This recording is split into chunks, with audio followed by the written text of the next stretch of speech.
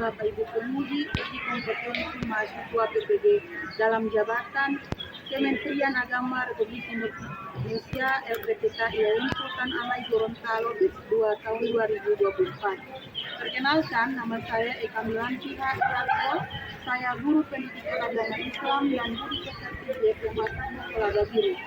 Saya adalah mahasiswa pendidikan profesi guru dalam jabatan Kementerian Agama Republik Indonesia kategori 1 BEP 2 tahun 2024 di LPTK IAIN Sultan Amai Gorontalo dengan NIM 247072021. Pada hari ini, Selasa 28 Januari 2025, saya akan melaksanakan praktek pembelajaran dalam rangka penilaian uji kinerja dengan menggunakan model pembelajaran problem basic learning pada materi Al-Kuliat Al-Khamsah, ketentuan khutbah, tabligh dan dakwah. Pada mata pelajaran pendidikan agama Islam dan budi pekerti kelas 11 fase F. Terima kasih.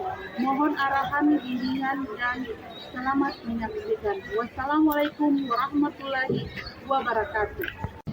Assalamualaikum warahmatullahi wabarakatuh. Waalaikumsalam warahmatullahi wabarakatuh. Apa kabar hari ini kalian? Ya. Bersama adalah kita panjatkan puji dan syukur kepada Allah Subhanahu wa Ta'ala karena kita masih sempat bertemu pada pembelajaran hari ini. Sebelum dimulai pelajaran hari ini, silakan dilihat di dalam laci di atas meja dibersihkan segala sesuatunya agar kita konsentrasi mengikuti pembelajaran pada hari ini. Oke, silakan. Oke, sudah siap menerima pelajaran? Ya. Sebelum dimulai, satu orang memimpin doa pada hari ini agar pembelajaran kita hari ini dimudahkan oleh Allah Subhanahu wa Ta'ala. Silakan Faisal. Baiklah teman-teman, marilah kita berdoa dimulai.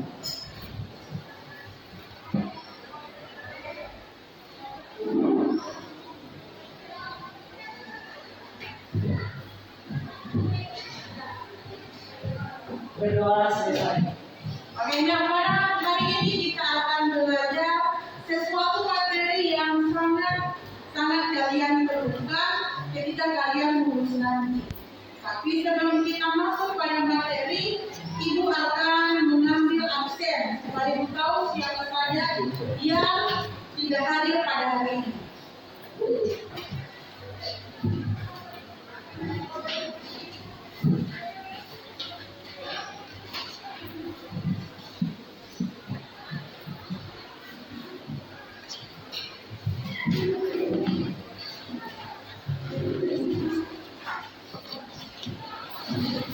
Abdul Fatah, Adelia, Dewa, Ahmad, Ali, Alia, Rizky, Deswita, Faisal, Fadila, Fatma, Marlina, Rovita, Nur Arif, Nur Hizra, Oktaviana, Olivia, Inka, Putri, Ramla, Rafika, Safia, Salma, Siti Kiranti, Triyanti, Sulisti, Dia.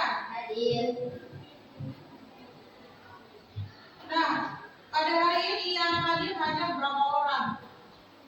Yang tidak hadir itu insya Allah kalau dia sakit insya Allah segera sembuh. Dan kita mengikuti pembelajaran kita pada minggu depan. Nah sekarang Ibu ingin mengingatkan materi yang pernah kita pelajari pada semester lalu ya. Di semester lalu kita sudah mempelajari tentang elemen fikih ya.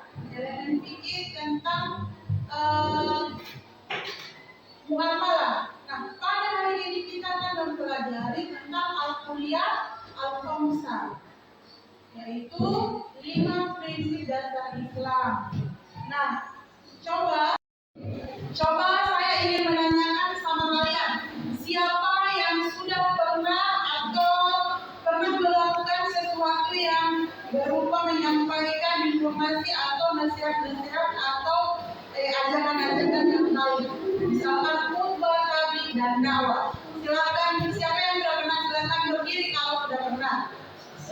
Oke, silakan Raisa. Saya pernah yang sudah berdakwah di sini. Saya pernah mendengar cerita di mana sebelum sholat zuhur itu dan akan turun. Oke, dengan tentang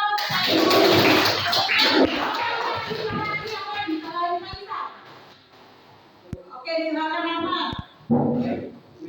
Saya melakukan dakwah ini di sekolah pernah, namun di media sosial pun saya pernah melakukan dakwah ini.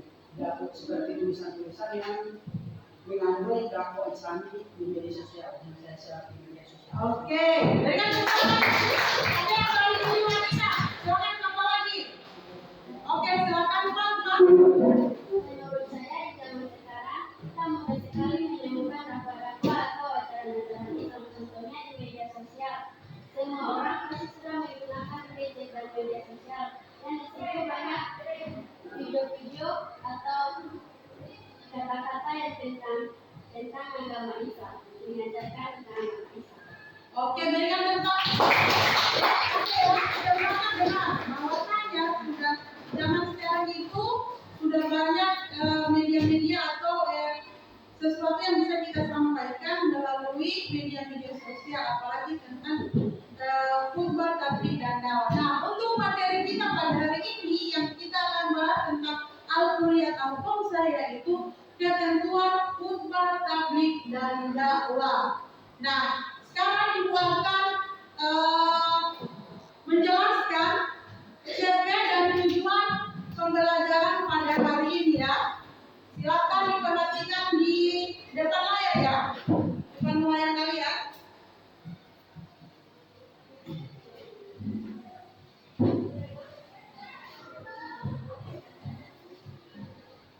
Oke, nah untuk pelajaran kita hari ini yaitu tentang al-kulliyat al-khamsah yang kontennya berjudul ketentuan khutbah, tabligh, dan dakwah. Elemennya adalah elemen fikih.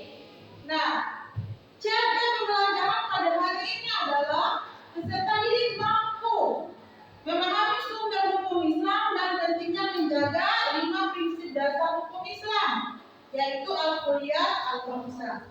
Nah, tema kita hari ini adalah peserta didik dapat menjelaskan apa sih ketentuan dari khutbah, tabligh, dan dakwah. Dan yang terakhir adalah peserta didik dapat mempresentasikan apa saja tentang ketentuan dari khutbah, tabligh, dan dakwah. Nah, pada hari ini kita akan mempelajarinya dengan menggunakan model pembelajaran yang strateginya, yaitu model pembelajarannya adalah problem based learning.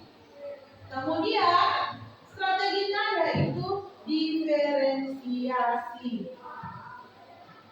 Nah, kemarin Ibu sudah melakukan asesmen kalian ya, sudah melakukan asesmen awal yang saya sudah kirimkan link Google Form-nya yang kalian sudah lakukan kemarin. Nah, sekarang kita akan masuk pada kegiatan, yaitu saya akan membuat kalian kelompok, akan membantu kalian kelompok secara heterogen. Tapi sebelumnya saya akan bagikan apa saja yang akan dilakukan di kelompok tersebut.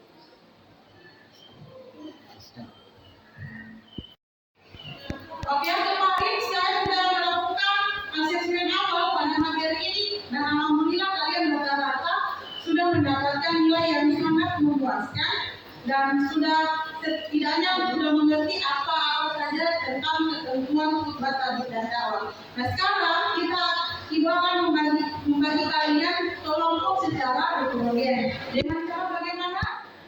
Dari ujung sini, ujung kanannya ibu ya, kanan ya, kanan. Silakan berhitung 1, 2, 3. Kemudian berikutnya juga seperti itu. Kemudian yang angka 1 gabung dengan angka 1, angka 2 gabung dengan angka 2. Terus seterusnya juga seperti itu. Oke, silakan dari sini. 1, 2, 3, 1, 3, 1, 2, 3, 1, 2, 3, 1, 2, 3, 1, 2, 3. Oke, nah sebelum kalian duduk berkelompok, ibu akan menampilkan satu video tentang materi yang akan kalian bahas pada setiap kelompok. Boleh? Nah sekarang silakan kembali ke duduk berkelompok ya. Silakan duduk berkelompok. Cari tempat yang 1 dengan 1, 2 dengan 2, 3 dengan 3. Oke, sekarang kalian sudah duduk berkelompok. Nah, coba sebelum masuk pada yang nampilin tiap kelompok, ibu akan menyajikan salah satu video tentang atau penjelasan tentang ketentuan khutbah tabligh dan dakwah. Disimak baik-baik ya, diperhatikan.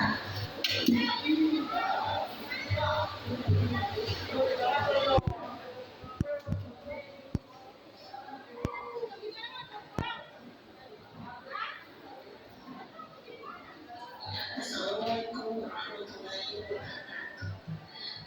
Sekarang kita pada materi tentang al-kuliah al-khubzah, yaitu ketentuan khutbah tabligh dan dakwah.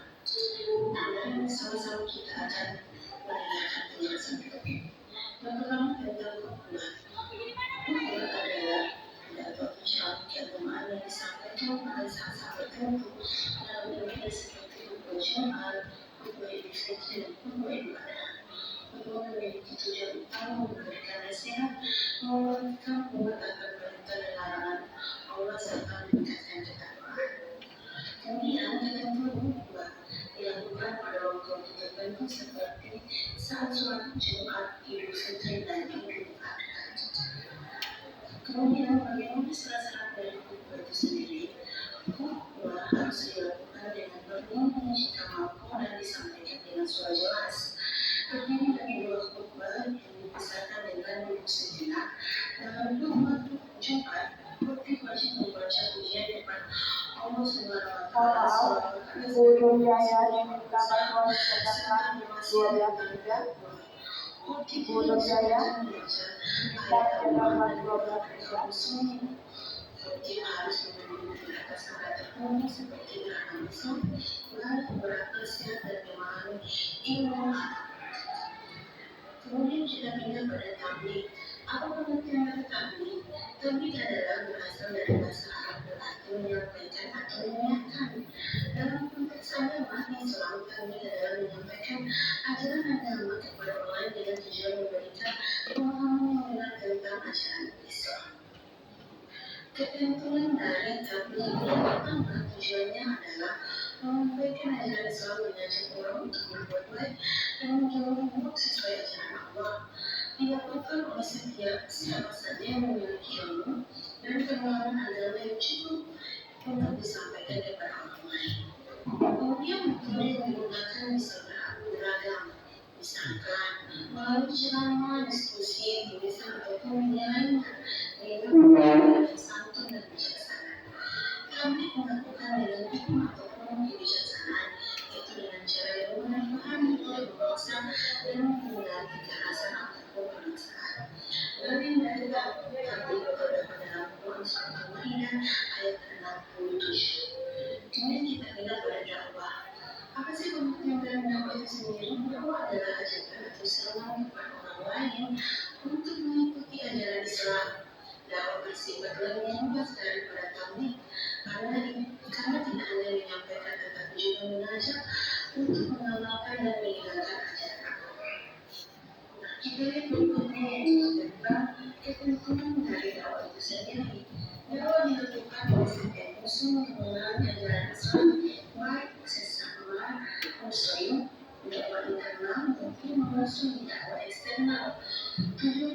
sendiri adalah menyatukan manusia kepada kebaikan dan dunia makhluk dan rencana yang meningkat serta meningkatkan ketakwaan. Metode dakwah sangat fleksibel, bisa dilakukan secara langsung seperti melalui khutbah dan tabligh, atau tidak langsung seperti menulis buku artikel atau menggunakan media sosial. Cara berdakwah sebaiknya mempunyai hikmah nasihat yang baik dan amanah yang baik. Ini dijelaskan dalam Quran surah An-Nahl ayat 125. Secara keseluruhannya, membuat Al-Quran dan dakwah adalah tiga bentuk penyampaian dalam alam Islam yang memiliki tujuan sama, yaitu menyampaikan kebaikan, kebenaran Islam meskipun cara konteksnya bisa berbeda. Ketiganya saling melengkapi dan berupaya menyebabkan pesan agama untuk mendidik umat manusia menuju kebaikan yang lebih baik sesuai dengan tuntunan agama. Akhirnya kita lihat tentang persamaan antara hukum tabligh dan dakwah. Tujuannya bisa membagi budaya bertujuan untuk menyampaikan pesan Islam mengajak kepada kebaikan. Sumber dan ajaran hukum dan tabligh serta dakwah sama-sama bersumber dari ajaran Al-Quran dan Sunnah. Kemudian meningkatkan iman dan takwa, ketiganya berfungsi untuk meningkatkan dalam dan pertimbangan moralitas dan keterpandangan kebiasaan. Apa sih perbedaan dari khutbah tabligh dan dakwah itu sendiri? Ini dilihat dari berbagai aspek. Yang pertama, definisi. Khutbah pidato atau ceramah khusus yang disampaikan saat ibadah tertentu seperti Jumat, Idul Fitri dan Idul Adha. Sedangkan tabligh untuk menyampaikan secara agama Islam dan menyuruh. Sedangkan dakwah sama kalian menyebut ajaran Islam berbeda. Kemudian waktunya khutbah dilakukan pada waktu tertentu. Kemudian tabligh tidak terikat pada waktu, bisa dilakukan kapan saja. Begitu pula dengan dakwah. Bentuknya khutbah formal dan memiliki hukum tertentu, sedangkan tabligh kemudian adalah tanpa aturan ketat dan lebih bebas. Sedangkan dakwah fleksibel bisa melalui berbagai media. Rukun atau syarat. Khutbah memiliki rukun khusus seperti dua rukun yang dipisahkan duduk sejenak dan ikuti dengan baca selawat dan nasihat. Dan tabligh memiliki rukun atau khusus tertentu selama sempurna. Dakwah tidak memiliki rukun yang bukan sesuai dengan kondisi masyarakat. Sunnah menyampaikannya ya, khutbah dilakukan oleh khatib yang mengusahakan atau seperti sudah balik dan menuntut ilmu agama Islam. Tabligh dapat dilakukan oleh siapa saja yang penting memiliki ilmu agama. Kemudian dakwah dapat dilakukan oleh setiap Muslim sesuai kemampuannya. Oke, demikianlah penjelasan pada hari ini. Insyaallah. Oke mas, tadi kita sudah menyaksikan ya video pendek ya tentang penjelasan dari ketentuan khutbah tabligh dan dakwah. Nah sekarang insya Allah sedang kita membahas ini, kalian bisa mendapatkan sesuatu yang bermanfaat, yang berguna ketika kalian melakukan. Amin. Tentang ketentuan khutbah tabligh dan dakwah. Ini adalah modal paling utama untuk para bapak-bapak ya, tetapi tidak dikesampingkan juga untuk yang perempuan. Nah sekarang kita masuk pada RKPD setiap kelompok. Silakan diperhatikan di depan ini sudah ada RKPD dan saya juga sudah mengirimkan link RKPD-nya di WA kalian. Nah sekarang ini diperhatikan saja di lembaga kerja ini. Di sini setiap kelompok mendapatkan tugas ya yang membahas dari kelompok pertama yaitu membahas tentang khutbah, ketentuan dari khutbah. Kemudian kelompok dua membahas tentang tabligh dan kelompok tiga membahas tentang ketentuan dakwah. Apa saja yang dilakukan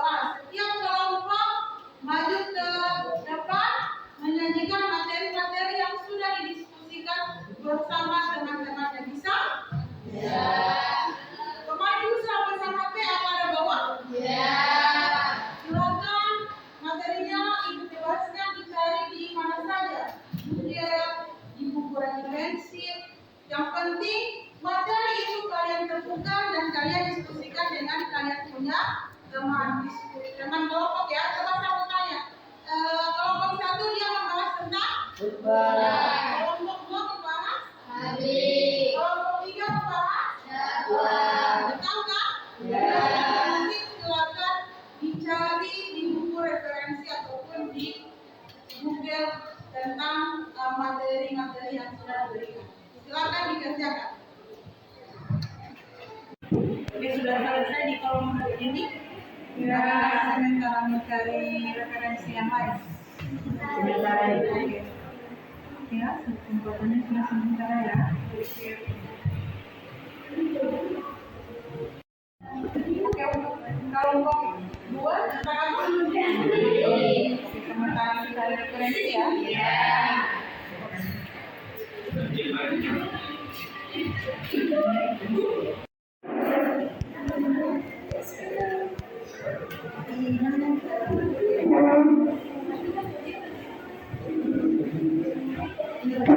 Oke, sudah selesai atau lagi sementara?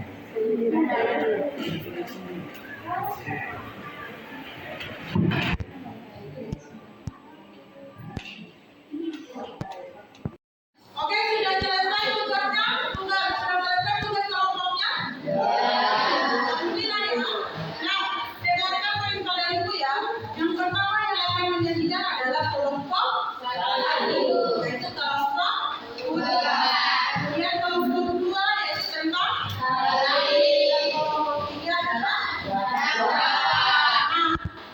untuk jalan supaya diskusinya berjalan bagus, silakan kelompok 1 untuk memaparkan hasil diskusinya dengan catatan ada yang sudah ditentukan menjadi moderator, pemateri, dan yang menanggapi setiap pertanyaan. Dan jangan lupa ada juga yang menjadi operator di depan laptop menampilkan materi yang sudah kalian kirimkan kepada Ibu melalui WA. Nah, silakan kelompok 1 untuk maju untuk memaparkan materinya ya. Silakan kelompok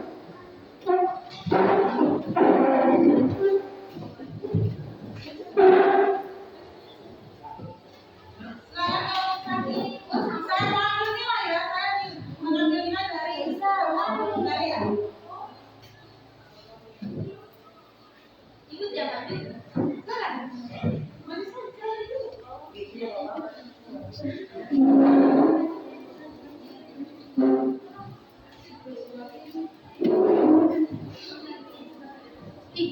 Assalamualaikum warahmatullahi wabarakatuh. Waalaikumsalam warahmatullahi wabarakatuh.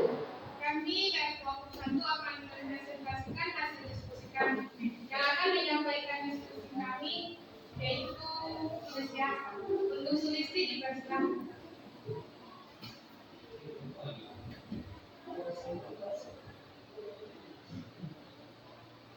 Baik, yang pertama yaitu pengertian khutbah. Khutbah adalah pidato atau ceramah keagamaan yang disampaikan pada saat-saat tertentu dalam ibadah, seperti khutbah Jumat, khutbah Idul Fitri, atau khutbah Idul Adha. Khutbah yang memiliki tujuan utama untuk memberikan nasihat, mengingatkan umat akan perintah dan larangan Allah, serta meningkatkan ketakwaan. Yang berikut yaitu ketentuan khutbah. Khutbah dilakukan pada waktu-waktu tertentu seperti salat Jumat, Idul Fitri, atau Idul Adha. Yang berikutnya yaitu syarat-syarat khutbah. Yang pertama, khutbah harus dilakukan dengan berdiri jika mampu dan disampaikan dengan suara yang jelas. Yang kedua, terdiri dari dua khutbah yang disampaikan dengan duduk sejenak. Dalam khutbah Jumat, khatib wajib membaca pujian kepada Allah, salawat atas Nabi Muhammad SAW, serta berwasiat tentang takwa. Khutbah juga disunahkan membaca ayat Al-Quran dan mendoakan kaum muslimin. Yang terakhir yaitu khatib harus memenuhi syarat-syarat tertentu seperti gerakan Islam, balik, gerakan sehat, dan memahami ilmu agama.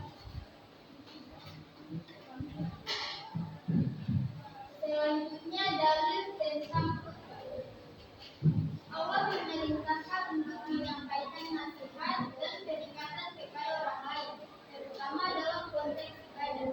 Misalnya dalam konteks khutbah Jumat, Allah berfirman dalam surat Al-Mu'minun, "Wahai orang-orang yang beriman, apabila diseru untuk menunaikan salat pada hari Jumat, maka bersegeralah kamu kepada mengingat Allah dan tinggalkanlah jual beli. Dan demikian itu lebih baik bagimu jika kamu mengetahui." Hadis dalam hadis Rasulullah SAW juga menjelaskan tata khutbah dan peran pentingnya dalam mengingatkan khutbah. Baik, sekian saya kembalikan kepada moderator. Baik, selanjutnya kami buka sesi tanya jawab untuk masing-masing kelompok memberikan satu pertanyaan.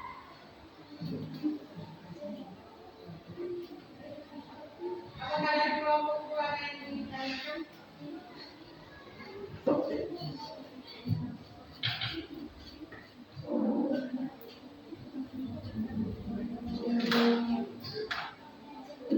Jadi moderator, ya. Kami dari kelompok satu ingin bertanya kepada kami dari kelompok tiga ini seperti kita tahu apa perbedaan antara khutbah dan khatib? Terima kasih atas pertanyaan. Saya mewakili dari kelompok dua, saya akan memberikan pertanyaan kepada satu. Apakah khutbah bisa disampaikan dalam bahasa selain bahasa Arab? Terima kasih atas pertanyaan. Baik, kami akan menjawab pertanyaan dari kelompok dua. Mereka akan menjawab yaitu Adelia. Untuk Adelia dipersilakan. Baik, apakah khutbah bisa disampaikan dalam bahasa selain Arab? Khutbah disarankan untuk disampaikan dalam bahasa Arab karena itu adalah bahasa yang digunakan Nabi Muhammad SAW. Dalam khutbah beliau namun jika jamaah tidak memahami bahasa Arab, khutbah bisa disampaikan dalam bahasa yang mereka pahami dengan tetap menjaga adab dan sah khutbah. Apakah kelompok dua bisa menerima jawaban kami? Ya.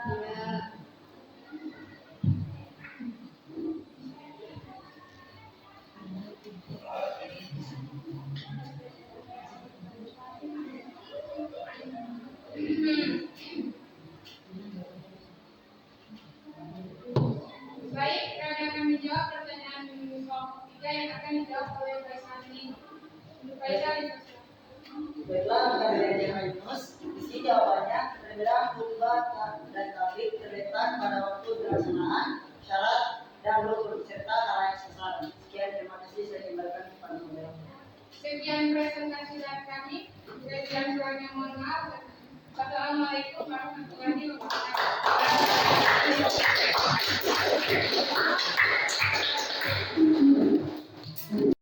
Oke ya, sekarang ketika kelompok sudah menyampaikan, sudah mempresentasikan hasil diskusi yang telah didiskusikan tadi tentang ketentuan apa saja yang termasuk dalam ketentuan khutbah, tabligh dan dakwah. Nah sekarang ibu minta dari setiap kelompok perwakilannya menyampaikan kesimpulan setiap materi yang telah disampaikan yang dipresentasikan tadi di depan. Boleh? Ya.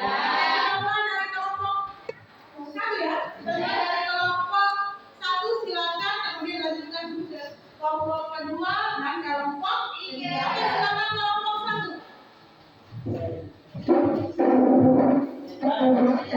Di sini kesimpulan mengenai materi khutbah kami yaitu khutbah dakwah selama atau tidak yang disampaikan berdasarkan ketentuan rukun yang dimana memiliki manfaat untuk menyampaikan pesan-pesan Islami kepada audiens sehingga audiens yang mendengarkan akan mendapatkan manfaat dari penyampaian khutbah tersebut. Terima kasih. Saya kembalikan kepada kelompok kedua. Oke, kita lihat.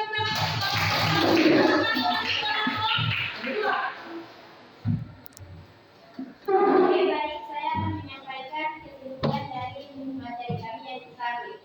Tabligh dalam Islam merujuk pada penyampaian pesan atau ajaran agama umat Islam maupun non-Muslim kepada tujuan untuk mengajak mereka menuju jalan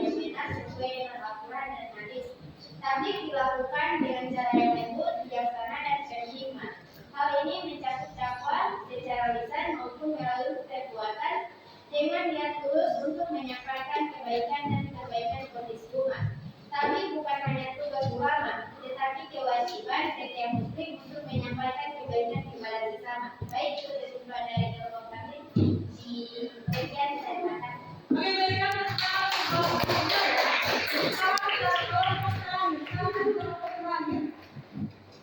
Baik, setelah pemaparan yang kami lakukan tadi, kami bisa menyimpulkan bahwa dakwah adalah usaha menyampaikan ajaran agama dengan cara yang baik dan bijaksana untuk mengajak orang lain mendekatkan diri kepada Tuhan serta memperbaiki akhlak dan kehidupan mereka sesuai dengan nilai-nilai agama. Dakwah bertujuan untuk memberikan pemahaman yang benar dan pengalaman memotivasi perubahan dalam diri maupun masyarakat serta menciptakan kedamaian dan keharmonisan. Baik, itulah yang baik. Dia minta keluar sana. Oke, kita mulai keterangan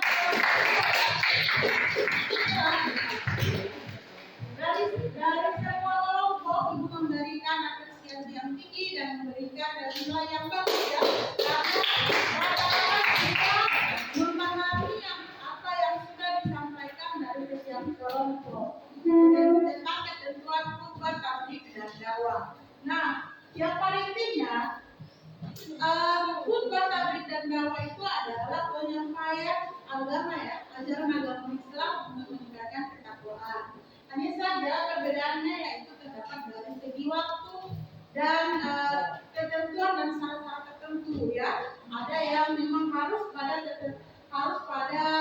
waktu-waktu tertentu dan mempunyai rukun dan syarat tertentu. Tetapi ada pula yang penyampaian dakwahnya kita sampaikan di mana saja bisa kita lakukan. Contoh yang paling dekat sekali ini yaitu penggunaan gadget yang kalian gunakan sekarang itu ya.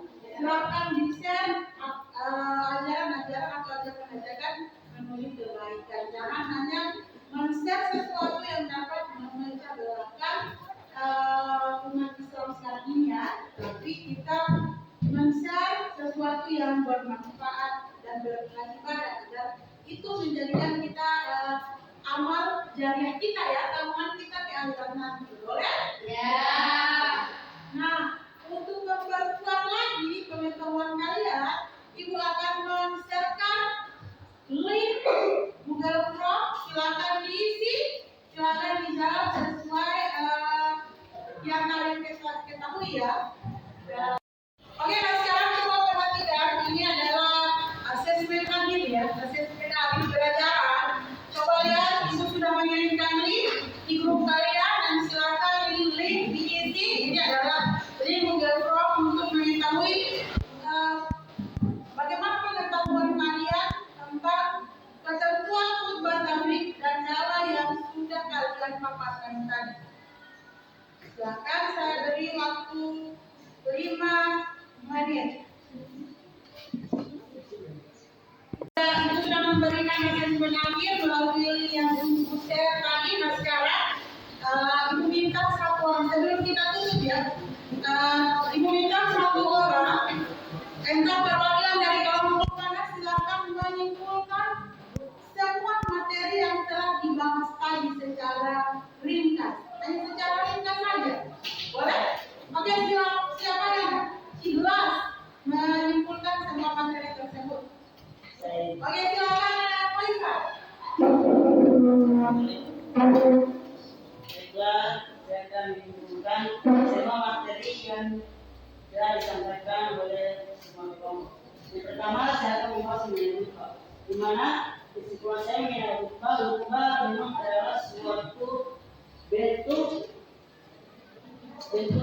penyampaian yang mana untuk mengajak orang-orang agar lebih iman dan kesejahteraannya dibuat kepada Tuhan.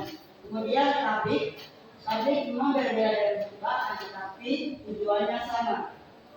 Tabligh bisa dilakukan dalam kehidupan sehari-hari. Contohnya bisa kita lakukan dalam kelas ataupun dalam kegiatan Islam. Kemudian tabligh yaitu dakwah di zaman sekarang bisa kita lakukan di media sosial. Contohnya seperti penyampaian ceramah mengenai ajaran Islam di juga mendengarnya dan melihatnya dapat iman dan tinakalnya akan lebih kuat kepada Tuhan. Sekian, terima kasih dan mohon untuk kesalahan.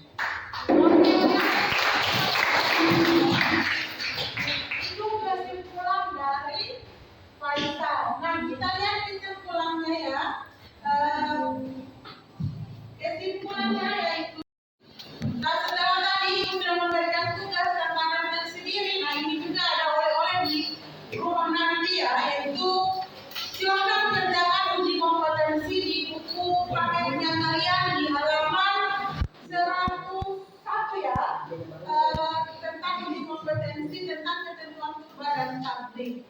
Nah, sebelum saya akhiri pertemuan pada hari ini, apakah ada yang belum dipahami atau yang belum dimengerti oleh kalian? Kalau sudah tidak ada, kita akan tutup ya. Berarti Ibu anggap semua sudah memahami apa yang telah didiskusikan, apa yang telah diajarkan pada hari ini. Nah, demikianlah pelajaran pada hari ini. Insya Allah kita ketemu di minggu depan nanti, dan jangan lupa tugas-tugas yang sudah saya berikan tadi, yaitu refleksi dan uji kompetensi. Nah, sebelum saya akhiri, silakan ketua kelas ya, Ahmad memimpin doa pulang. Insya Allah kita pulang dengan selamat setelah dari pembelajaran hari ini. Silakan Ahmad. Baik teman-teman, sebelum kita mengakhiri pembelajaran pada hari ini, mari kita berdoa. Berdoa dulu.